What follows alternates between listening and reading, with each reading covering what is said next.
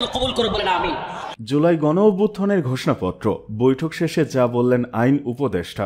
জুলাই গণঅভ্যুত্থানের ঘোষণাপত্র নিয়ে রাজনৈতিক দলগুলোর সাথে আলাপ শেষে আইন উপদেষ্টা ডক্টর আসিফ নজরুল বলেছেন, ঘোষণাপত্র তৈরির বিষয়ে সবাই একমত পোষণ করেছে। সবার ঐক্যমত্যের ভিত্তিতে আরও নিবিড় আলোচনার ভিত্তিতে এই ধরনের একটি ডকুমেন্ট প্রস্তুত হওয়া উচিত। সবাই আশাবাদ ব্যক্ত করেছে এই প্রক্রিয়ায় আমরা সফল হতে সক্ষম হব। কবে নাগাদ এটি ঘোষণা করা হতে পারে জিজ্ঞেস করলে তিনি বলেন, রাজনৈতিক দল ও ছাত্রদের যারা অংশগ্রহণ করেছেন সবাই বলেছেন যে এই ঐক্যমত্য পোষণ করে সর্বসম্মতিতে একটি ডকুমেন্ট প্রস্তুত করার জন্য যত সময় লাগুক সেই সময় যেন নেওয়া হয়, তাড়াহুড়ো যেন না করা হয়, অযথা কালক্ষেপণ যেন না করা হয় যোগ করেন তিনি। ঘোষণাপত্র তৈরির লক্ষ্যে আলোচনার জন্য যেন কমিটি গঠন করার প্রস্তাবও রাজনৈতিক দলগুলোর তরফ থেকে এসেছে। তিনি বলেন, সবার প্রস্তাব বিবেচনা করে দ্রুত সিদ্ধান্ত নেওয়া হবে। কোথাও অনৈক্যের সুর নেই উল্লেখ করে তিনি বলেন, আজকের বৈঠকে শুধুমাত্র পদ্ধতি নিয়ে বিভিন্ন মতামত এসেছে।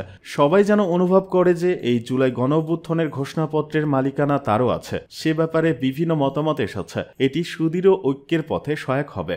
এদিকে অনতিবিলম্বে নির্বাচনের তারিখ ঘোষণা করতে হবে মন্তব্য ফারুকের।